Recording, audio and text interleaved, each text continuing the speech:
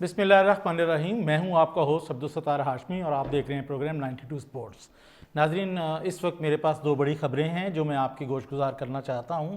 पहली ख़बर जो है वो तो हम साया मुल्क में होने वाली प्रीमियर लीग जो IPL के नाम से मशहूर है उसके हवाले से है। और मैं ये बताना चाहता हूँ कि IPL में नोटों की तो बारिश हुई है, पैसा तो बहुत ज़्यादा है, लेकिन इसके बावजूद वहाँ पर जो खिलाड़ी हैं, ख़ास तौर पर गैर मुल्की खिलाड़ी जो हैं, वो ज़हनी दबाव का शिकार हैं, जिस्मानी थकावट का शिकार हैं।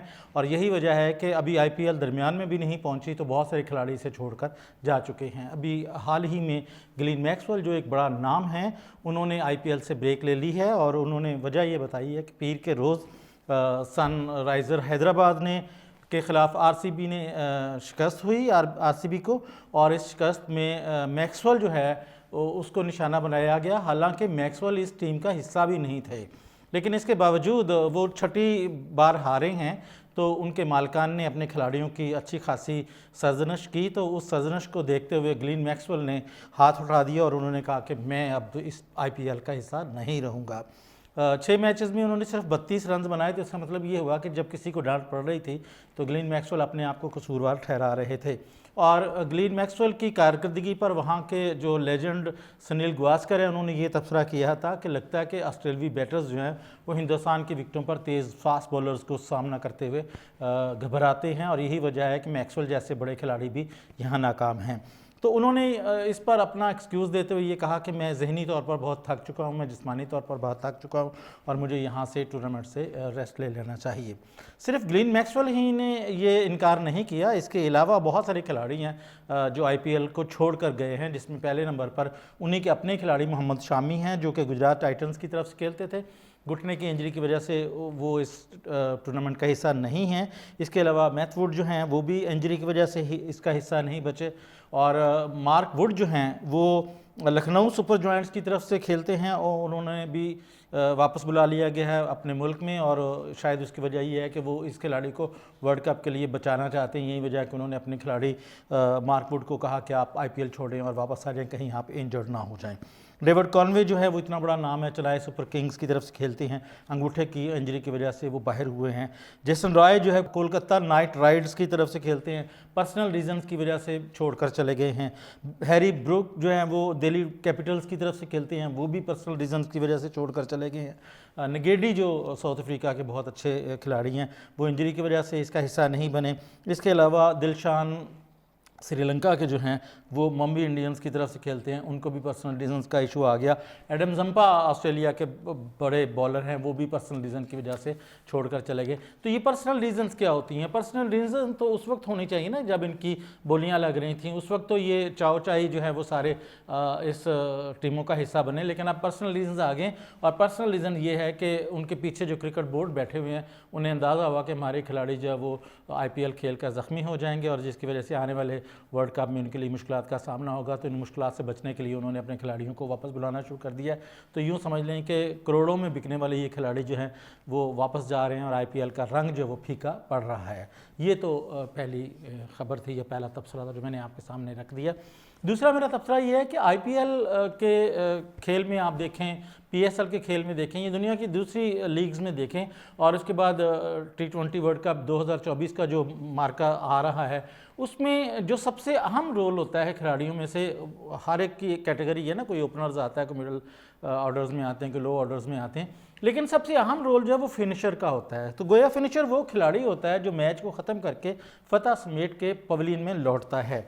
तो नाजरीन, ये T20 का ये जो दौर है इसमें दुनिया भर जो है वो अपनी टीमों में फिनिशर्स को लेते हैं। अभी आप देखें, थोड़े दिन पहले की बात है कि IPL में बटलर ने एक बहुत अच्छी सेंचुरी बनाई और सेंचुरी बनाते हुए उन्होंने मैच फिनिश किया, और इसी मैच में उनके मद्दे मुकाबिल विराट कोहली ने भी सेंचुरी बनाई। लेकिन दोनों सेंचुरियों का फ़र्क ये हुआ कि कोहली की सेंचुरी बटलर की सेंचुरी की आदत दब सी गई। अभी मैं आखिर में इसका भी तबसरा करूंगा कि ये ऐसा क्यों हुआ।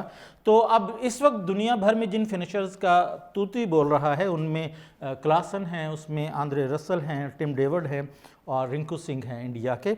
और पाकिस्तान से आप इफ्तिखार अहमद का या आज़म खान का नाम ले सकते हैं, लेकिन ये उस पाए के फिनिशर नहीं हैं कि हम उनको इस कैटेगरी में ला सकें।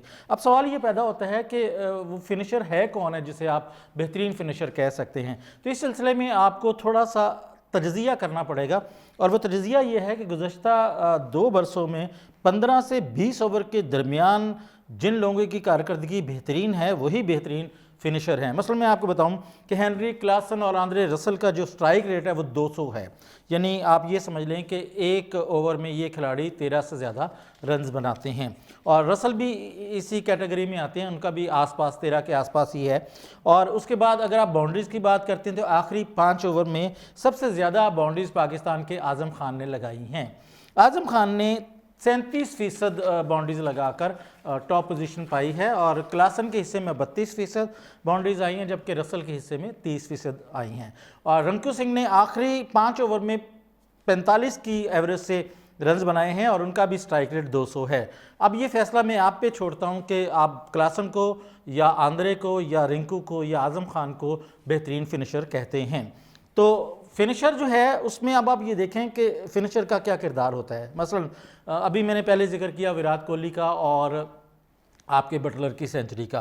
तो विराट कोहली ने जो सेंचुरी बनाई उनके पहले 50 रन 39 रन में बने, और उनका स्ट्राइक रेट सिर्फ 60 था। इसका मतलब ये हुआ कि विराट के नाम पर जिस वक्त बहस चल रही है कि उन्हें वर्ल्ड कप 2024 के लिए इंडिया का जो स्क्वाड है उसमें हिस्सा बनाया जाएगा या नहीं, लेकिन एक मिनट ठहरें कि ये मैच जो है ये किस ग्राउंड पर खेला गया ये भी देखना पड़ेगा। विराट ने जिस ग्राउंड पर सेंचुरी बनाई वो जयपुर की ग्राउंड थी, और जयपुर की ग्राउंड की सरफेस बहुत ही मुख्तलिफ है। यहाँ पर IPL की तारीख में सिर्फ 3 मरतबा 200 प्लस स्कोर हुआ है, और अगर आप इस इनिंग्स में विराट के रन्स निकाल दें तो बाकी पूरी की पूरी टीम 48 गेंदों पर 59 रन्स बनाकर आउट हो गई, और पूरी टीम 183 रन्स बनाई, और उससे 183 में विराट कोहली की सेंचुरी भी शामिल थी। तो अब आप इस पर आप ये तबसरा कर सकते हैं कि विराट कोहली रन मशीन है या स्लो मशीन है, और विराट कोहली ने ये जो इनिंग्स खेली है ये किसके काम आई।